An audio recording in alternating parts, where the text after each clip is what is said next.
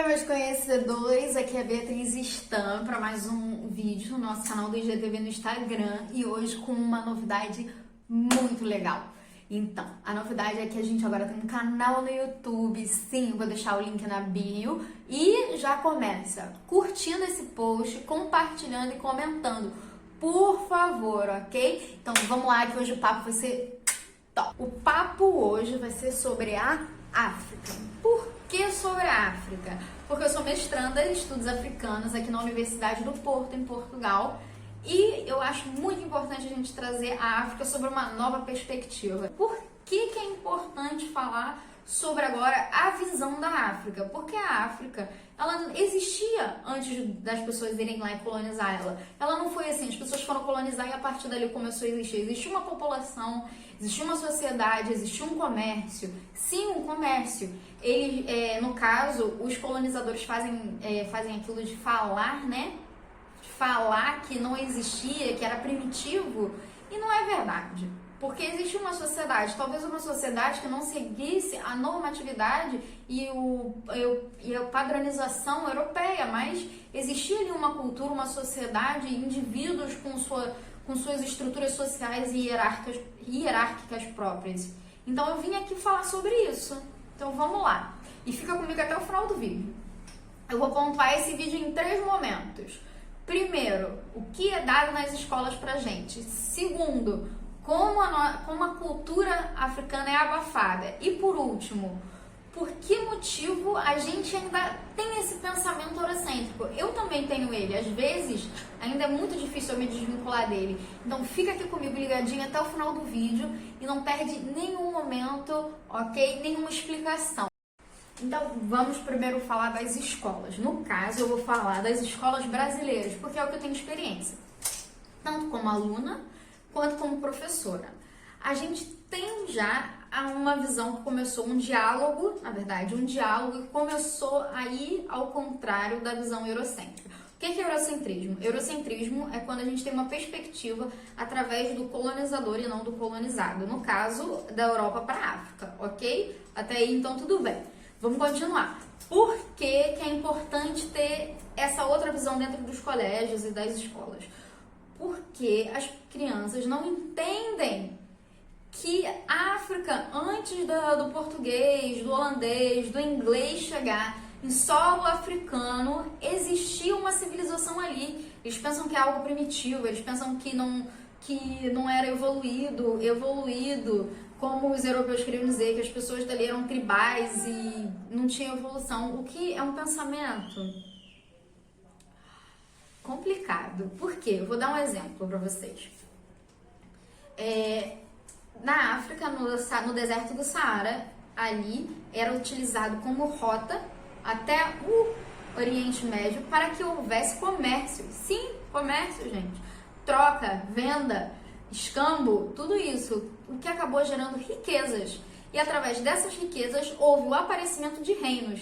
E através do aparecimento desses reinos, logo a gente tem uma comunidade, uma estrutura e uma sociedade. Com essa estrutura, nós temos hierarquias, ou seja, dentro de uma hierarquia existem regras, leis que devem ser cumpridas. Logo, vocês acham realmente que isso é primitivo?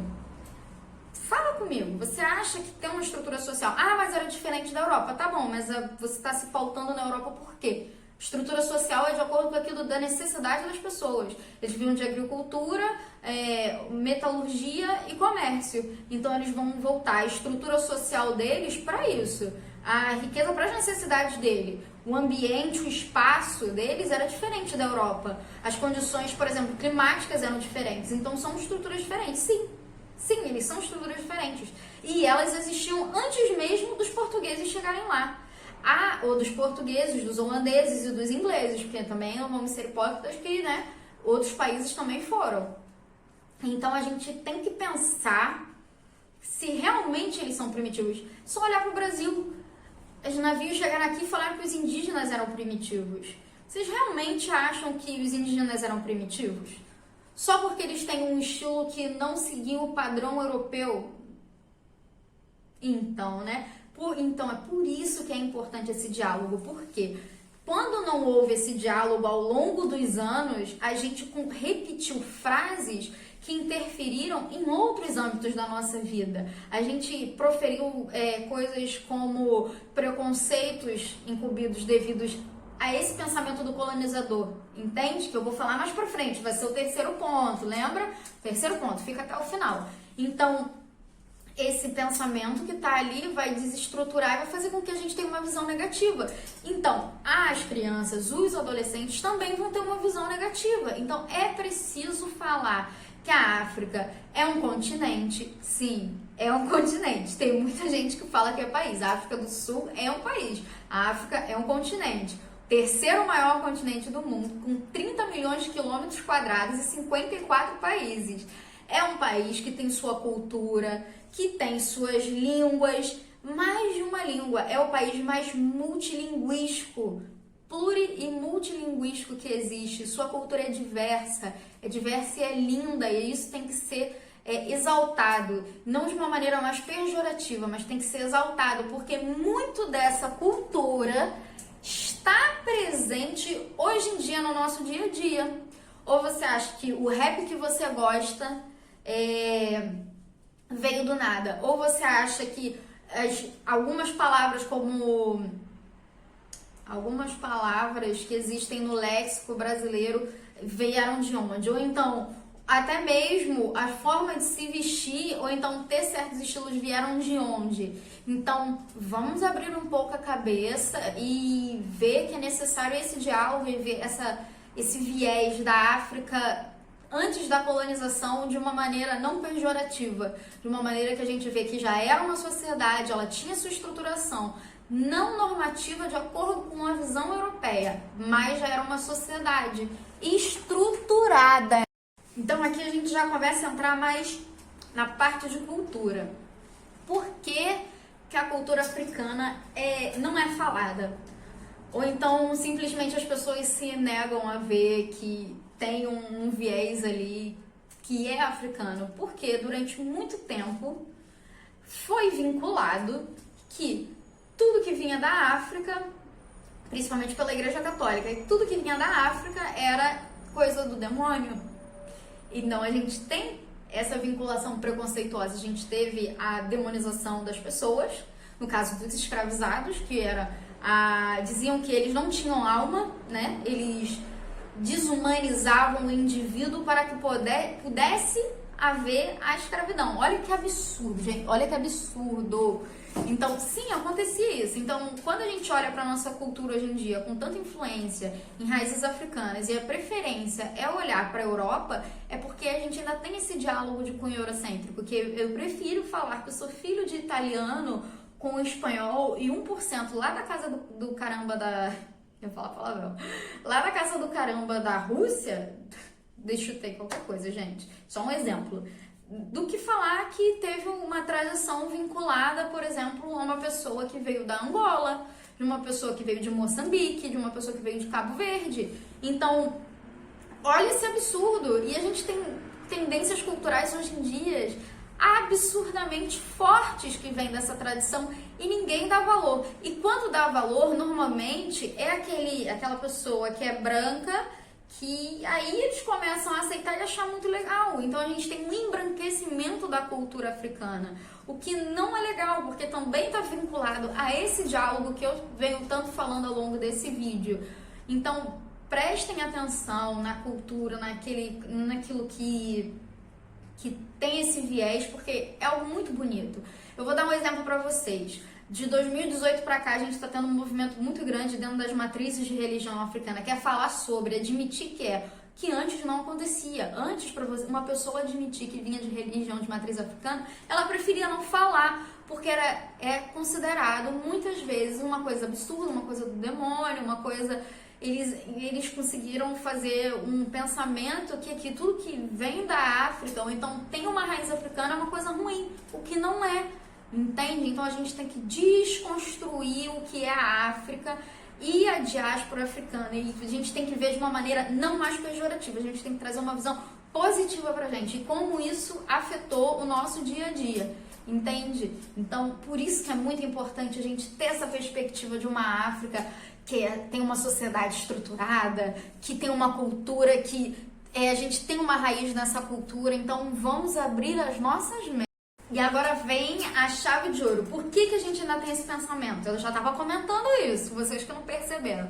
A gente tem esse pensamento porque quando vieram os colonizadores, quando foram os colonizadores para a África, eles, no caso, vamos falar de Portugal. Portugal, ele chega em África, ele olha, ele aprende, faz parte daquela sociedade, chega a ver como funciona e ele começa a transmitir de maneira errônea como era a funcionalidade daquela sociedade para a Europa. Então ele passa essa visão que é totalmente diferente para a Europa, para a população no geral. Naquela época não existia internet, era carta e demorava tempos e navegações e etc. para dizer como era. Então, se você tem esse concluio de como é e fala, concluio, coisa de vó, se você tem essa ideia totalmente deturpada, quando eles entram e começam a escravizar, roubar, matar, estuprar, invadir, roubar, sim, quando isso acontece, então as pessoas vão falar, tá bom, as pessoas da época elas vão acreditar que aquilo é pelo bem delas, pelo bem da igreja, da salvação, porque a igreja católica estava muito envolvida nisso. Sim, ela estava, porque a igreja ela continuou falando que as pessoas as pessoas negras não tinham alma. Logo, se não tinha alma, não tinha nada que ser salvo. Se você não tem que ser salvo, você não precisa ter dó daquelas pessoas. Então, você pode escravizar, você pode maltratar, você pode bater. Então, isso é um pensamento que veio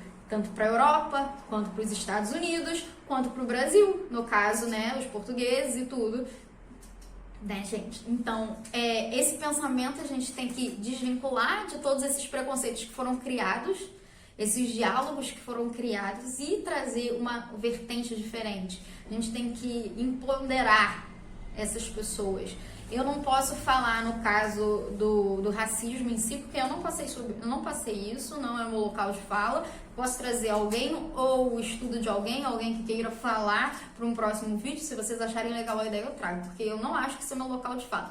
Posso falar de maneira histórica, de maneira geográfica, ou linguística, ou literária, que eu também quero trazer muito para vocês, que é a literatura africana. Então a gente tem a colonização, passada a colonização, esses ideais continuam. A presença em África, vamos falar de Portugal novamente. A presença em África foram uma das últimas colônias a serem independentes por Portugal. Isso foi, vou dar o exemplo de Angola. 11 de novembro de 1975 foi a independência de Angola. Então, demorou muito tempo eles serem independentes. Até aí, como se fosse uma lavagem cerebral muito grande em cima da própria população e daquilo que eles querem por fora, porque a dominação é tão grande que eles abafam a cultura local, que no caso hoje a maioria das colônias de Portugal falam português, tem também outras línguas, são países multilingües, entretanto a língua oficial normalmente é o português, e a perca da sua própria cultura. Então, é necessário, a gente sempre está batendo na tecla da cultura, do falar sobre o viés não eurocêntrico, para que possa haver um diálogo sobre e as pessoas possam sentir orgulho de ter essas raízes africanas, ter orgulho de ser africano. Então, a gente tem que valorizar a língua, a cultura, o país, sem uma visão eurocêntrica, com uma outra perspectiva, como eu falei. Então, a gente vai tirar essa visão dessas pessoas, a gente vai tirar a visão dessas pessoas aqui, ó, Europa, agora vamos falar deles, o foco é deles. Então, é algo muito extraordinário de estudar. Eu vou estar trazendo essa temática mais de uma vez para vocês. Eu vou trazer literatura com Mia Couto, Onde Jack, e eu quero que vocês tenham uma nova visão sobre o continente africano e países africanos. Então, eu vou estar sempre batendo nesse viés. Então, eu vou trazer principalmente as comunidades falantes da língua portuguesa, porque normalmente é o que a gente estuda, né? Que são participantes da CPLP, comunidades dos países de língua portuguesa. Desculpa, gente, minha mente é coisa. Mas, então, vou falar muito sobre Angola, Moçambique, Cabo Verde, Guiné-Bissau, São Tomé e Príncipe, ok?